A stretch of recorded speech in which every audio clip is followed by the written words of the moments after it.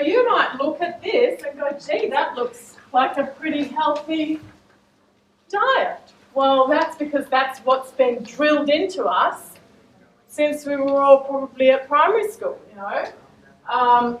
A cup of, 3/4 of a cup of high fibre breakfast cereal with some low fat milk and a piece of fruit, and then a sandwich, you know, with a thin spread of margarine, some salad veggies and a small serve of meat or chicken in there and another piece of fruit, a cup of rice with some a lean protein and some veggies for dinner and maybe a yogurt for dessert, and thrown in between for snacks we've got a slice of fruit bread. That looks healthy, doesn't it? Well, that's 250 grams of carbohydrate, and that ain't healthy. So what does the paleo diet look like? Example of paleo diet. You might have some, like a nut and seed based muesli for breakfast with a bit of almond milk and some berries. For lunch, you've got a salad, you've got some beetroot, broccoli, cherry tomatoes, and a bit of poached chicken in there. I haven't taken into account fat and protein in any of this. I'm just talking carbohydrates. Dinner, you've got some baked trout, some roasted veggies, got some, and the types of veggies there, we want to take note of those. Those ones are particularly higher in carbohydrates, pumpkin, sweet potato, onion, zucchini not so high. And then in the middle, we've had a few snacks. We've got some trail mix that we've made up, and half an apple that we've sliced up and put some almond butter on it. So that's giving you, depending on served sizes and all of that, you know, around about 100 grams of carbohydrate in that. Then we're looking at an idea of a low carb, high fat or healthy fat. And, you know, if you made an omelette with a few eggs, some smoked salmon, and you've got your lower type carbohydrate, veggies, in that mix. And then lunch, you know, beetroot is a bit higher, but you know, overall for the day we will end up okay. So we can still stick with that same lunch.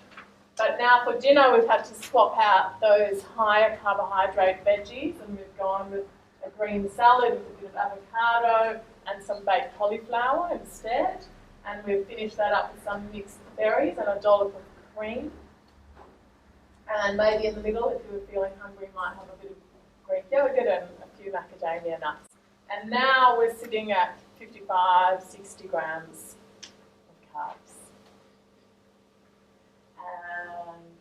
And ketogenic. For people who are new to low carb, ketogenic is like another world. But it's not as scary as it looks.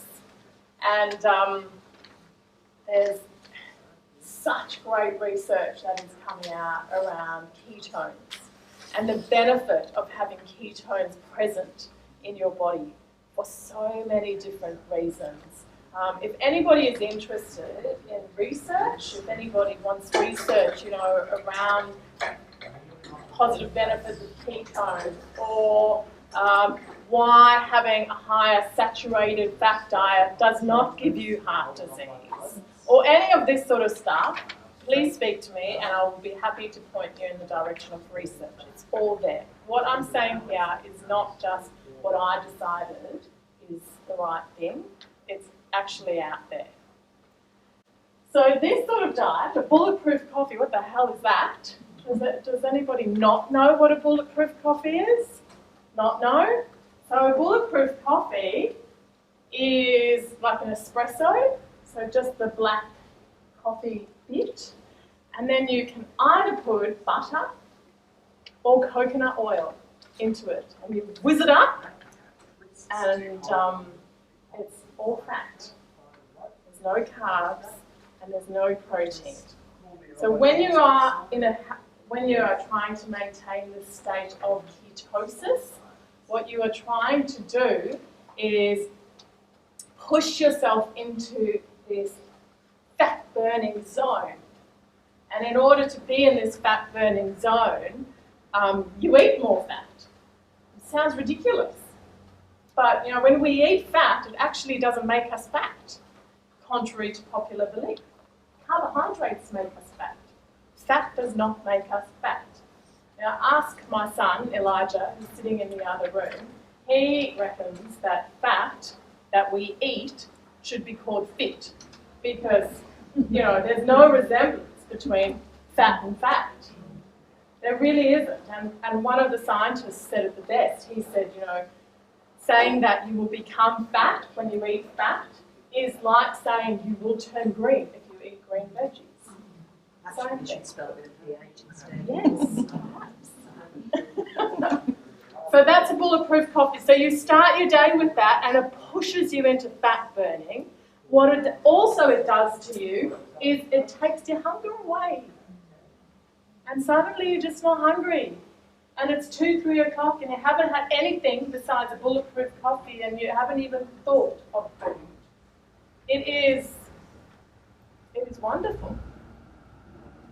And then lunch, you know, if you feel like lunch, which might happen at 3 or 4 o'clock or whenever you feel hungry, a green salad with some avo and you make a dressing, you want to put the fat in there, poached chicken, and then dinner we go back to that baked trout, but we might throw some extra fat in there too and finish up with a bit of extra fat and some berries.